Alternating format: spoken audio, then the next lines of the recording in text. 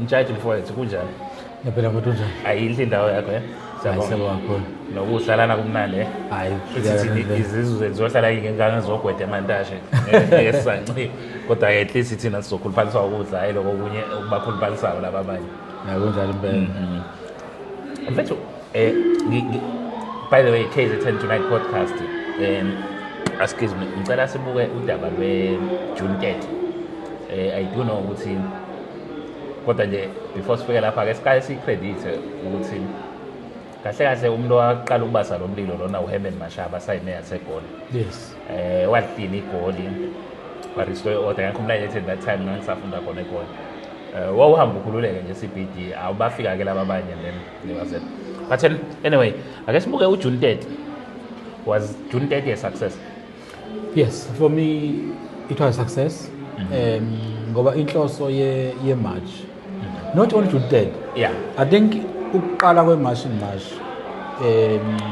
noma ngithi ukuqala ukuhighlighta njengoba uqale washo ukuthi uHerman started while mayor to raise an alarm on this issue. Mawukhumbula kahle when eqala vala ama buildings that were hijacked, he was even taken to Human Rights Commission. I remember that. Yeah. Now as if he was violating our rights abantu now abantu understand ukuthi yini impact of this illegal immigration eyenzayo South Africa. Now nathi we started to say this thing is very serious. And I think most of us joined Action SA part of beside many policies, but part of it was this, man, there's a problem here. This man talks this language aligned to us. Then sagcina sesiba nalo thando lolo kodwa kubaleka kakhulu ukuthi in a journey umuntu waqala wathi but next to me where is the problem? Yabona mangizwa ukuthi kunomuntu oyiforeigner or run spaza shop within hospital was saying man there's something wrong here. It can't be possible. I think we are referring to the issue kanongoma nasemadadeni labathi wakhona bathuthenga. Yes. So what about South Africans? Awukwazi umsebenzi ngalona. But then moving from that baqala abantu banako ukuthi hayibo lento ngempela abantu bakwanongoma accepted it for years ngoba ungayonto for years ku normal nje yabo but it needed someone to highlight it. The very same people even abasebenza isibhedlela who have accepted this for years baqala bathi hawo into very serious besingayinakile yabo it is very serious but was starting to conscientize abantu ukuthi no there's something wrong here abaqala bayinaka then next thing nayi machine march ithema iqala uJacinta wayiqala from there but sikhuluma from that base ukuthi hi man there's something wrong here and then kuzoba March what let's march in March yes. Yeah, I remember they started this march in March. Then kwakuthi we arrange that march yabona abantu bathi kwakunema ngenamali sasikhuluma siwenza njalo lena sa arrange sibancane futhi even we march lesibaningi and we are made abantu besifazane then even then ngikhumbula kahle even ama bibs I bought ama bibs for mashals yes besingasanenge ngemali but then nakhona masiqala ukuthi sesimashile ngomarch then what next because one akomrozi memorandum osine kweze ama osine junior officials it esizwa that's what they do in any case then that's okay fine first qhubeka nama march but you can't always say march in march because udlula march that's how march and march until we win came about that discussion but those marches agcine kwazile ukuthi enza abantu abaningi in the country banaka ukuthi man no benganakile there's a problem with this illegal immigration in our country. But then I think inagcina sen highlights an issue kwavela ne-issue yase-Eddington esibhedlela wabuya kwayo esikoleni. I think esesikoleni e-Eddington was one of the eye openers ngoba it was there where you realized ukuthi actually this school has been taken over by illegal immigrants and their kids. Yeah, but anyway, and even highlighted issue yemithi shortage ebhedlela because besekunokuthi igcine yenza ukuthi even our own law and or people abaseparliament start to think about these things ukuthi ngikhumbula kahle nje ukuthi ama amendment ethu constitution as Action SA we focused kuma rights because we realized ukuthi le back yokuthi uthi umuntu akakwazi ukuya esibhedlela noma esikoleni ngeke uyiwin Yeah. ngoba i-constitution ithi everyone have a right yabo. So we hadn't made an amendment, no, we must change i-section yama rights okungcono sithi citizens Yeah. have right to education and healthcare system. Yeah. It's not everyone, because everyone also involved, whether you're a foreigner or legally or illegally, you are part of everyone.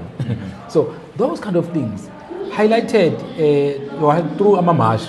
So you go into Amamash, akwazile highlight these challenges. Ebezikhona but inganakiwe. But what is more important as well ukuthi uJune 30 wenze into ethi it wasn't really shut down, you can say shut down, but yenze ukuthi kube ne bigger conversation in the country Around the issue. ngoba inhloso ye-march ayikho i-march that provides solutions. No.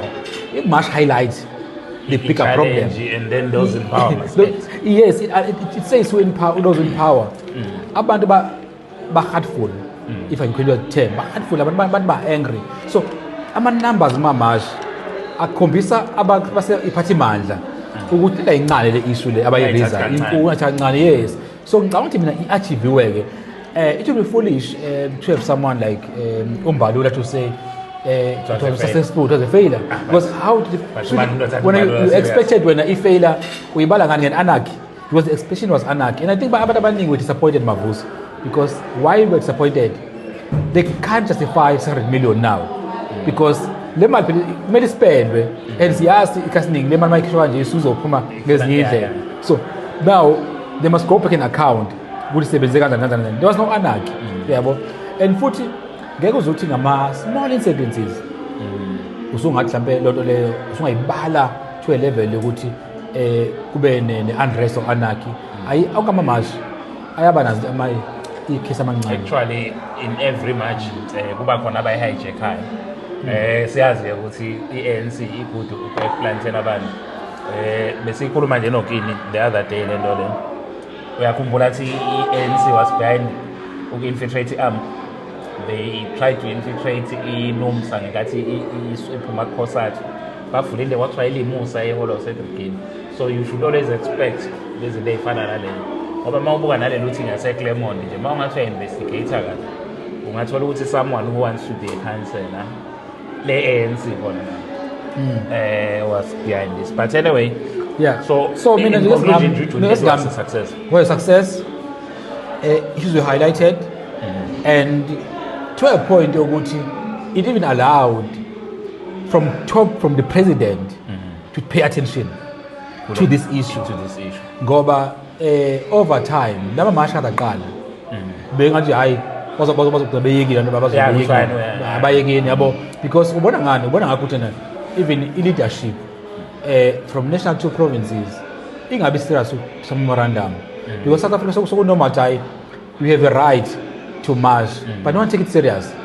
Ngokuthi ayikulungile ba march, so what yabo, we'll take memorandum yabo siyibeke phethafula bazophele kanjalo yabo. So ngicabanga ukuthi for me it was a success because it didn't only highlight in this country, it highlighted internationally. Also it made even other countries to have a conversation about their own people about South Africa. For example, most of the about 15,000 to 20,000 from one country like Malawi in one city. It's a fraction. It's a fraction of asikhuluma ngethi asikhulumi ngawo kamadolobha ase South Africa. Sikhuluma ngethi ukhumbule khona abasahlela baqubisile. But then it also allow even government of Malawi, for example, to have a discussion amongst themselves to say, what are we doing wrong as a country? Why abantu besuka labe laphayana even go there? And I don't know why will people risk everything? Do it. Exactly. Yeah. But also it also says South African yenze ukuthi awube ne debate, discussion ezothi thina mase amanye amazwe sifuna amaphepha nabo they ask amaphepha from us masingena amazwe nabo. So the question is why bezokubona bona as it's being xenophobic if our country are saying have papers. Yabona, because into ithi nabo abayibuza ukuthi uma singena emazweni nabo they enforce their own laws, because kahle South Africa there's no crisis is about law enforcement. Enforce the laws, you know. If our country and our government can ensure that our laws are being enforced, ngaba sikho lesikhola. You remind me of an incident in Mozambique. kangena ebhodi yabona le excitement yokuthi nje ungena kwelinye izwe ngasho ukuthi isithombe then kwafika amaphoyisa akhona lapha athi delete le sithombe ucele kuba la truth exactly yeah but anyway mjaji yina engenziwa manje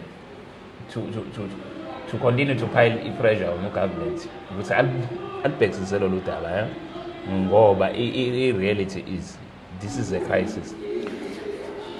I think for me government must listen. Uhulumeni kumele alalele and uqale ube ne broader discussion in finding solutions. Njengoba ngisho na i-march by nature of i-march highlight the problem.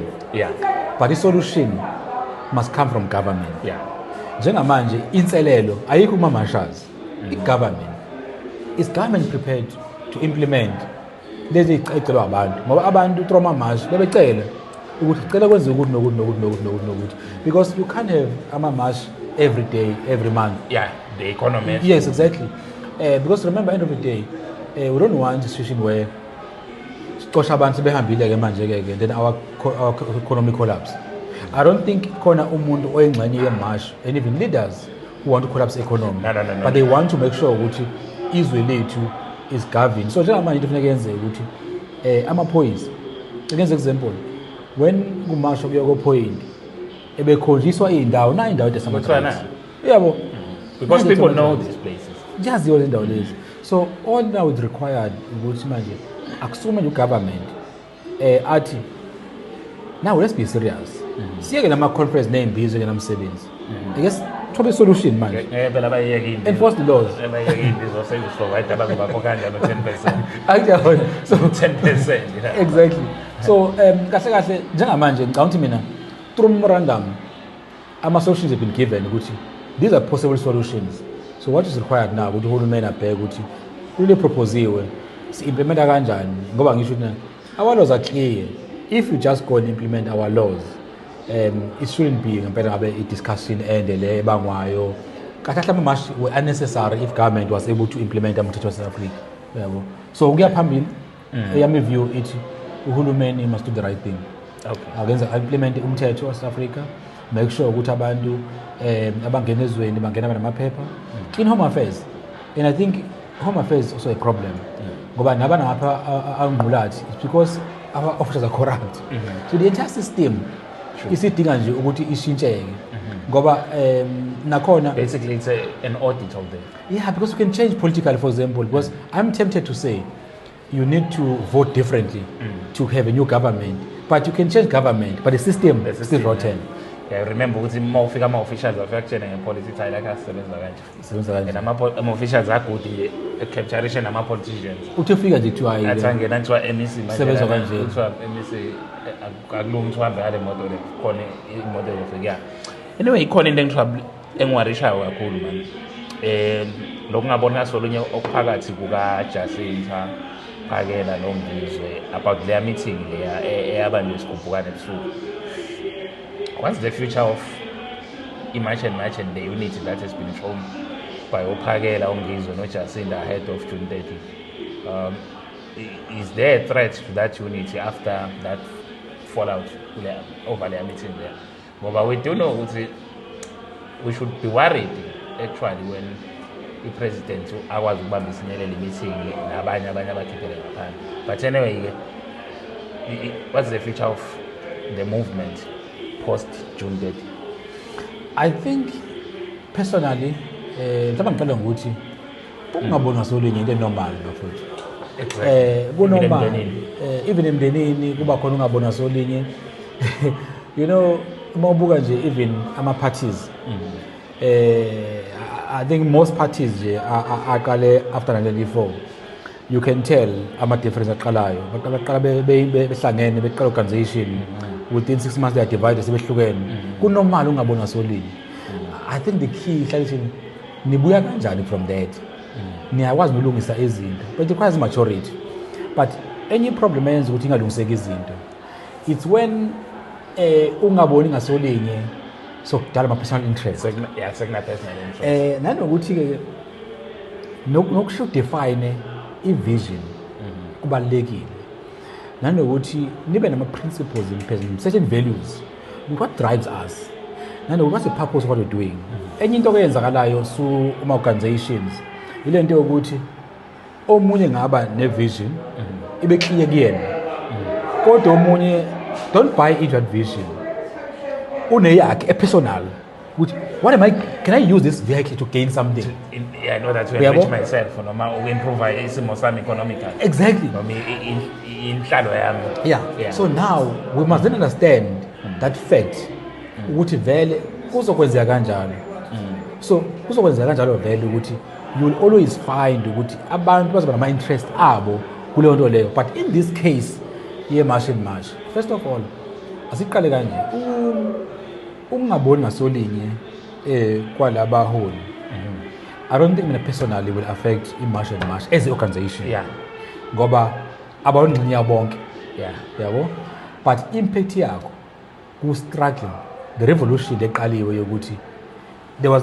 impactful in raising these voices together yabona so one ngiyakuthi first organization political but belong kuma different and enye into futhi khona ngathi efuneka solution ile yokuthi kwabona they must admit first of all they must sit down and admit ukuthi they have different political interests exactly because you can't keep going around udlale ngabantu uthi awuyifuni ipolitiki yes actually the issue is political it is political yabona this issue is political issue political, and also we're in this crisis because of and also you are marching was a memorandum you are giving it to politicians so the same corrupt politicians the very same politician kala ngawo so then you can't then say you then remove the politics completely from this discussion. The politics will remain the agenda of this discussion, but also, these leaders must acknowledge into it. For example, machine march. I just go to the action essay. But I won't shade with the action essay. I won't shade, so I can't go there and say, I'm a politician. We are born and Giazi, what you vote Lamile group.